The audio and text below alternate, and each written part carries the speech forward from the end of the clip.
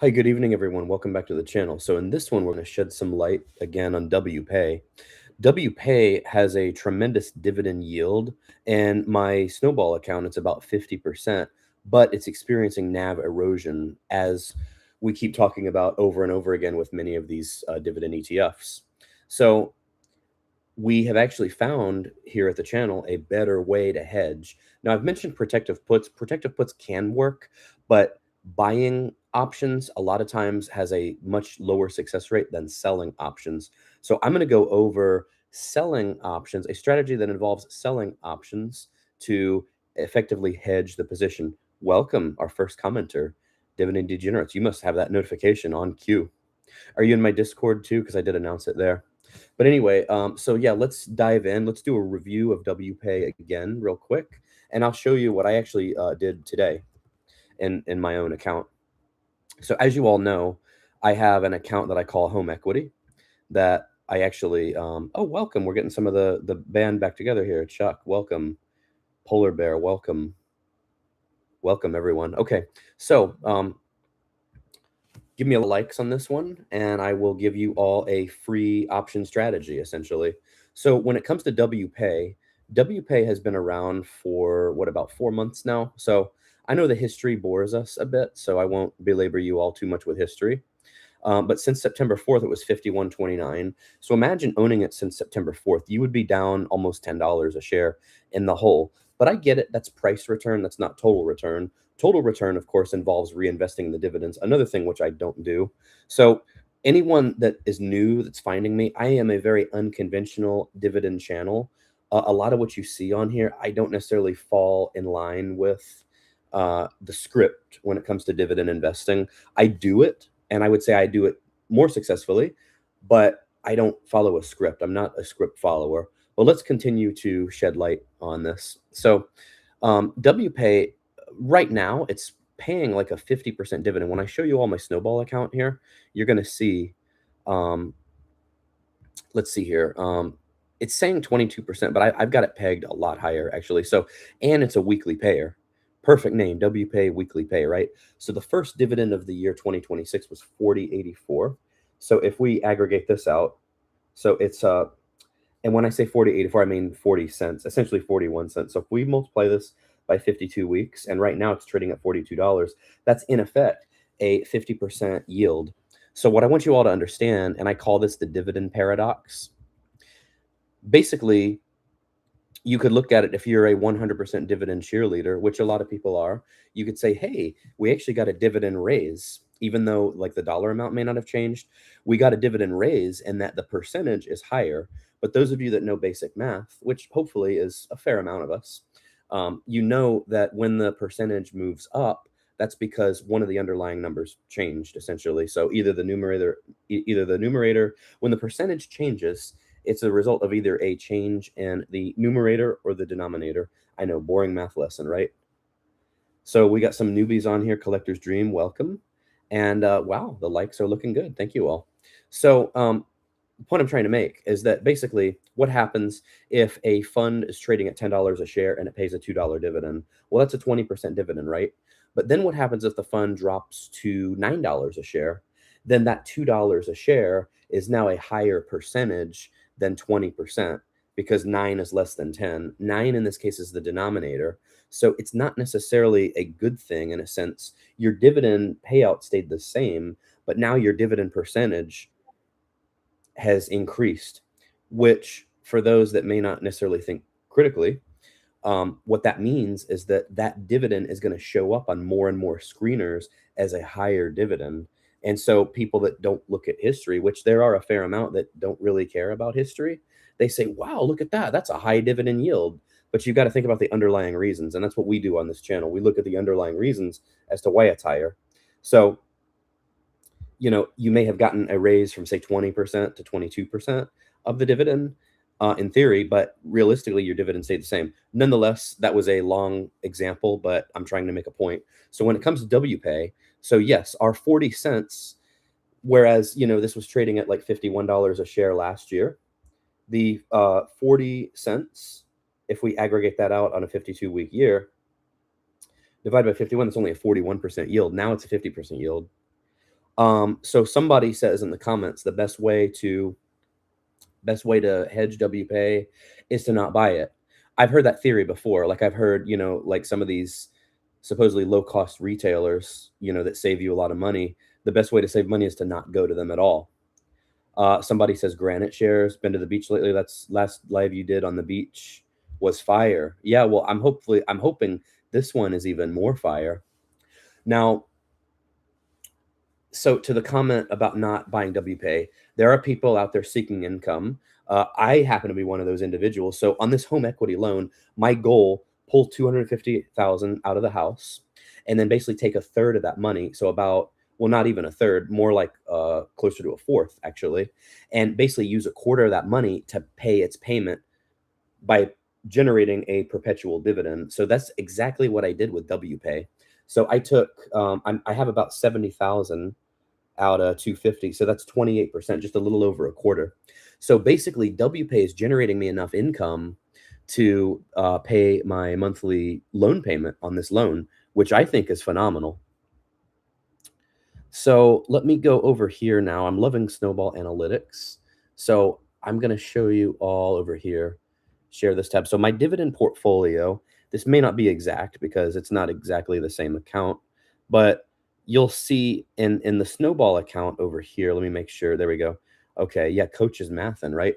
So in the Snowball account, I like, I'm deeply honored how on a Friday night, so many of you all are here with me. Love it. Friday night dividends and coffee, right? We could be out doing a lot worse things, right? But we're here talking investing and vibing, right? Okay, so WPay is 1,100 shares here. So you can see the dividend yield is 50%. And the next payment, $449. So that's pretty phenomenal. So if I go over here to, let's see here, holdings, I'm already in hold. Let me do this instead of dividends, holdings. So it should show me, so the percentage is, yeah, 50% here. As far as percentage of the overall portfolio here, what did I tell you? 28%. So 1,100 shares divided by 5,400. From a share standpoint, it's 20%. But weightings work differently. That's, again, for those of us good at math, weightings, the weighting is the hardest part, right? Little play on a classic song there. So 46,321 divided by 206,750. There's all kinds of ways you can spend numbers around. It's 22% of the account here. And as you all will notice, my bottom line, which I consider, total profit is bottom line, it's down 11,000, which is 5%.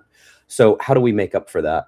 Well, what I'm going to show you, and I actually, in the specific equity account that I'm mentioning, I actually own 1,500 shares. Dividends and beers. Oh yeah, too late for coffee. Well, maybe we can have like a Kahlua cocktail or something, right? So watching me, I agree with this commenter 100%. Watching me is better than cleaning house.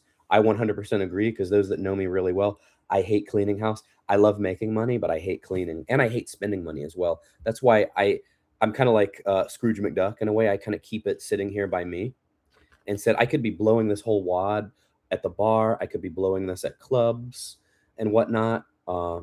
There's all kinds of things I could blow this on, but I would rather have it sitting comfortably right here by my side. No better place to be, after all. So anyway, in this account, this is what we're looking at. And overall, it's about a 35% dividend yield. So let me illustrate here because I know I'm throwing a lot of different numbers at you all here. Even though we are a numerically inclined crowd, it can be a bit overwhelming. I get it. So we're going to go over here to Schwab now, which I still like to use this one for illustrative purposes. So the idea, if I haven't said already, it's going to be covered calls. Covered calls in the situation work very well to hedge against NAV erosion.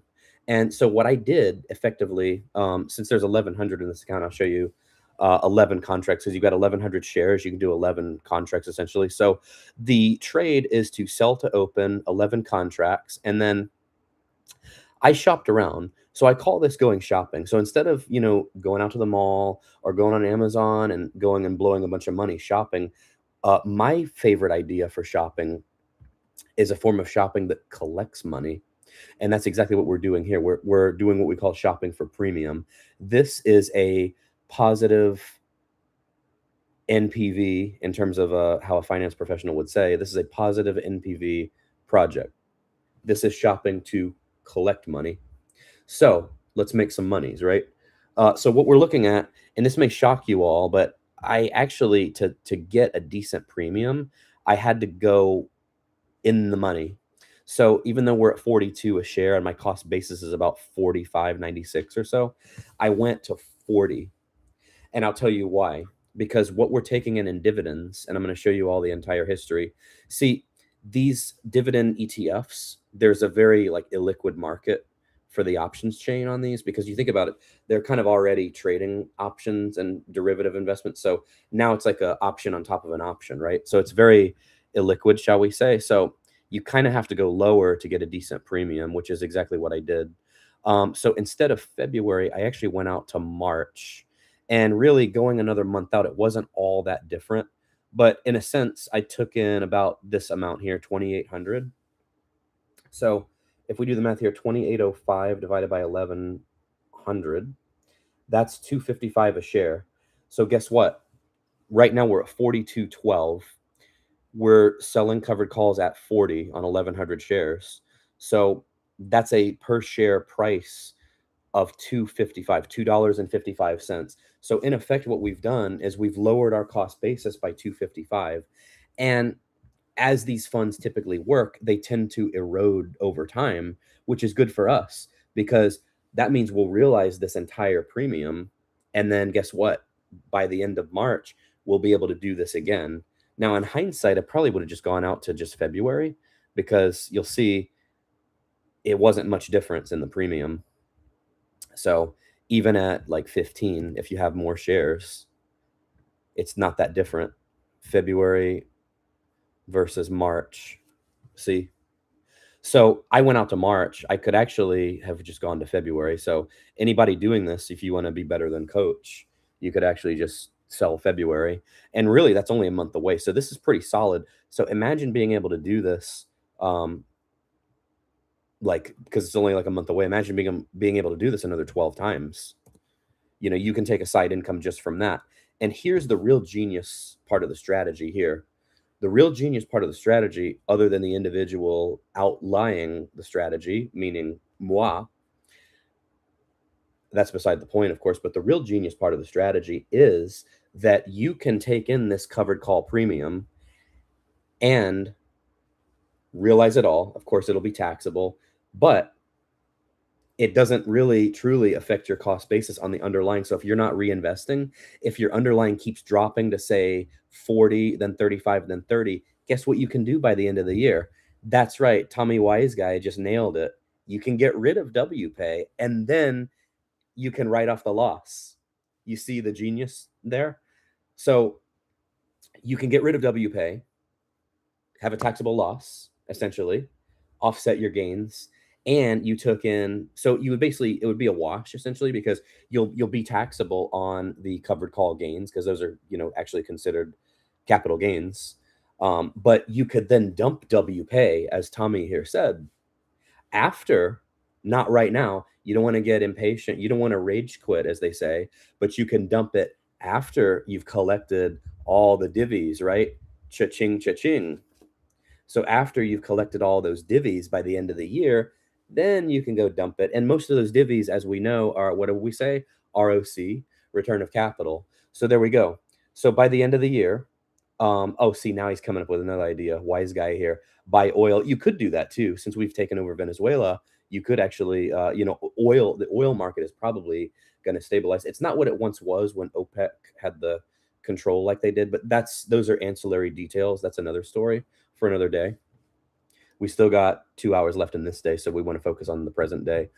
No time like the present, especially when the present involves watching a coach video. Okay, with all of that being said, I know that's a lot to retain there, but I have faith in you all. So selling covered calls on WPay can significantly offset your NAV erosion. Now, why would you all may ask yourself, why would Coach do something so crazy as to sell covered calls below his cost basis? Well, let me show you all because, and I could have done this a couple weeks ago, but, I'm not a perfectionist. But I could have done this a couple of weeks ago, of course. But, I'm doing it now. Like I just said, no time like the present. So what I will draw you all's attention to is the fact that this has already taken in several weekly dividends going back to last December. So the portfolio is still projected to make like 72,000 in dividends, which, by the way, more than pays not only the loan payment, but the extra principal that I do as well. If I add the extra principal to the loan payment, it's basically half of what the dividends are coming in. So if I go to dividend history here, which this, as dividend investors, I believe this is one of our favorite screens. We like to look at the dividends we collected. It's like looking at a bank account, right? So if we do this over here, I'm trying to find, let's see, income. This is our favorite tab here, income. All right, so we want to expand this horizon because we're definitely forward-thinking people that like to expand our horizons after all. So we want to expand this horizon beyond. So how do let me just do all. Okay, here we go. Why is it not showing? It should show more than this, unless I'm only looking at the last month. This is what I'm talking about, expanding horizons. Yeah, this is, it should be showing more than this. So we've got 384 for December 3rd. It should be showing, maybe there's a glitch here, but it should be showing more than this. Let me go back to maybe analytics, dividends. Here's yield on cost. We should talk about that, yield on cost versus dividend yield. Let's do this here because this isn't displaying all my dividends correctly. I might have to email these folks. Let me try to refresh this page here because something's not showing correctly. So let's do this. How about dividend calendar? Okay, let's go back. So this is January. So it's just projecting out the WPay dividends. Now, track with me here because there's a key point I'm trying to make, a very key and distinct point I'm trying to make.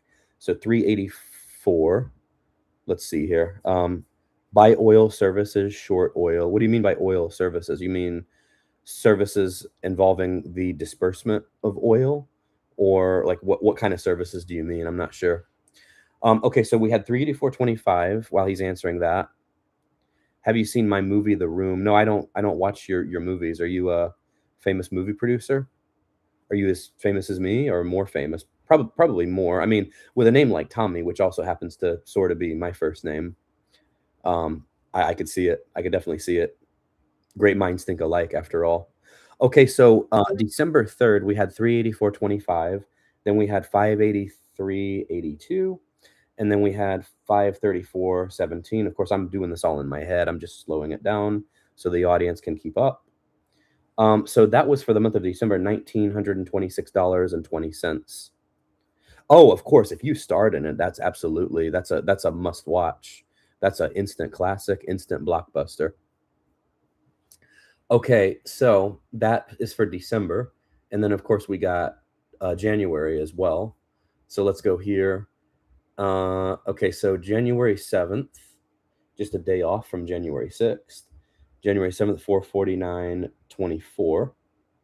And then next month we'll get the same. But so far, point is, so far this portfolio has made $2,375 in dividends. So in a sense, if you track the dividends, actually, here's what we'll do. We'll consider December bonus. So we're going to subtract January.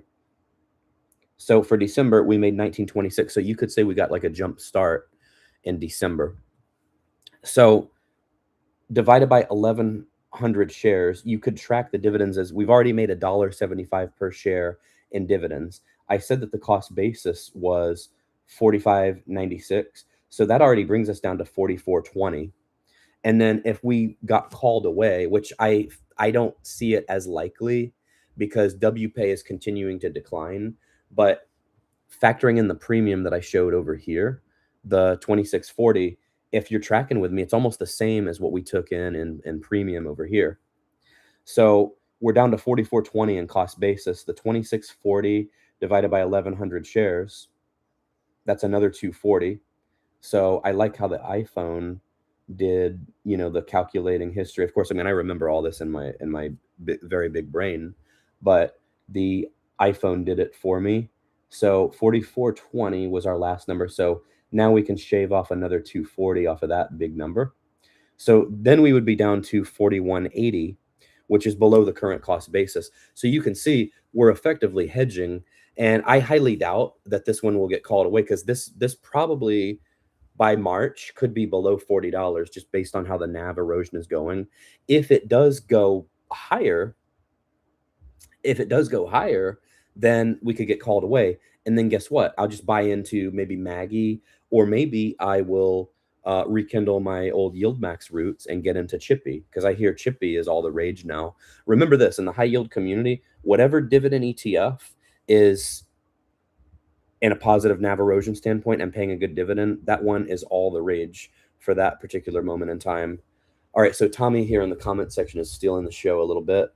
He says, cost me around 6 million of my own money to make. Well, that's definitely what we call an alternative investment for sure. He says, turned into a cult classic. James Franco, who is, almost as handsome as me, played me in The Disaster Artist. Interesting. Well, that's what he's saying down here. They could have cast me as well. So Coach should have played Denny. That's funny. Chippy is a beast. I knew we had Chippy fans in the audience. I knew we would definitely get a Chippy shout out today. But anyway, as far as this one, I hope this made good sense to you all.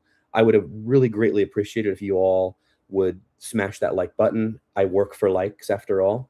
Coach for hire. I work for likes, of course, and subscriptions. So if you all would please like the video, subscribe to my channel. You'll be the first, to see when I upload new cutting edge commentary and analysis on topics such as these. And then, of course, check out Discord, where there's a lot of valuable information in Discord as well. And, thank you all for staying tuned all the way through, especially for the live audience here. You all mean a lot to me. And happy investing. WPay, I hope this makes good sense. And we will see you all in the next one. Take care. Happy Friday. Have a great night. Bye.